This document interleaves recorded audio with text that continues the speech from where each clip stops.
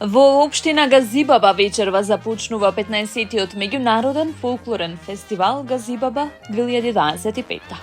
Во срцето на нашата општина, со музика, традиција и гости од целиот свет, најави градоначалникот на општината Бобан Стевковски.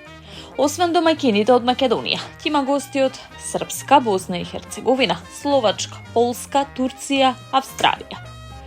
Ве поканувам сите да бидете дел од оваа уникатна културна манифестација, што ја зближува традицијата и народите, да ја прославиме фолклорната магија заедно, порача првиот човек на општината.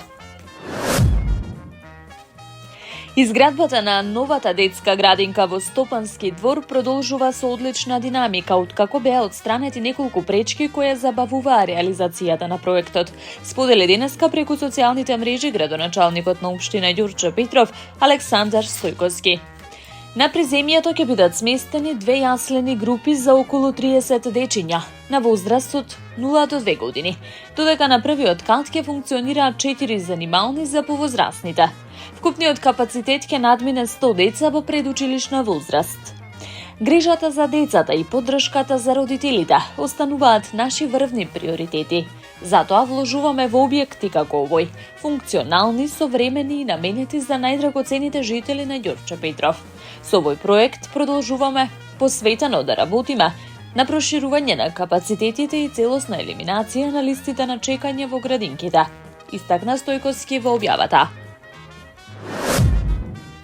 Новите спортски реквизити на отворено во средното училиште Јосип Броз Тито се можност за дополнителна физичка активност и рекреација за учениците во текот на училишниот ден, соопштија денеска од град Скопје. Како што велат во соопштението, оваа иницијатива ја нагласува посветеноста за поттикнување здрав начин на живот кај младите, преку подобрување на спортската инфраструктура во скопските средни училишта, со вложување во безбедни и корисни простори за спорт, рекреација и дружба.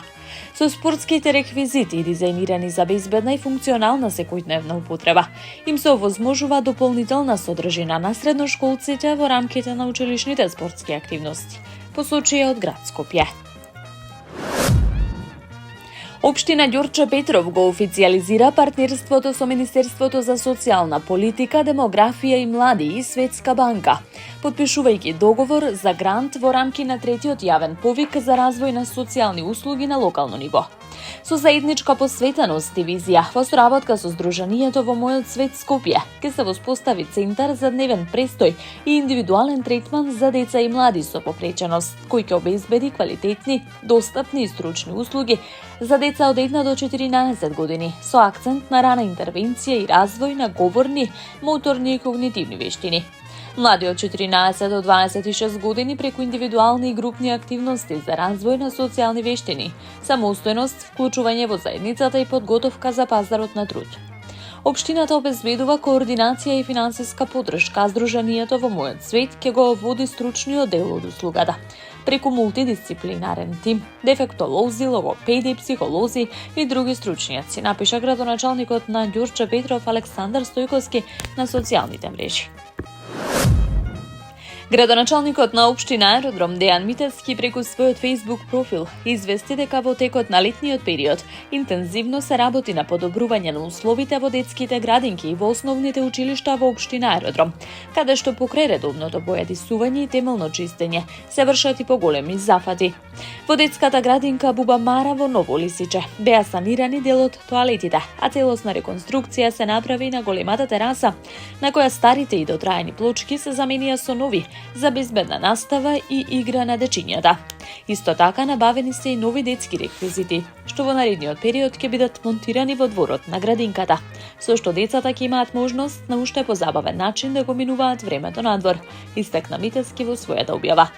Денеска покрај Буба Мара тој го посети општинското основно училиште Лазо Ангеловски во Ново Лисиче, каде што исто така, како што вели, летниот распуст со полна пареа се користи за значени зафати за обнова и реконструкција. Со овој проект очекуваме во голема мера да се намалат сметките, но и паметно да се управува со потрошувачката на електричната енергија. Во овој период училиштето Лазо Ангеловски се молерисуваат 14 училници, се отстрануваат дрвените панели од ходниците и естетски се уредуваат зидовите. Се врши санација на таванскиот дел меѓу училиштето и физкултурната зала. се менуваат и влезните врати на училиштето и на физкултурната сала, објасни Митевски. Таму е Скопје, град мој љубав лише, што ми расте сни. Вечно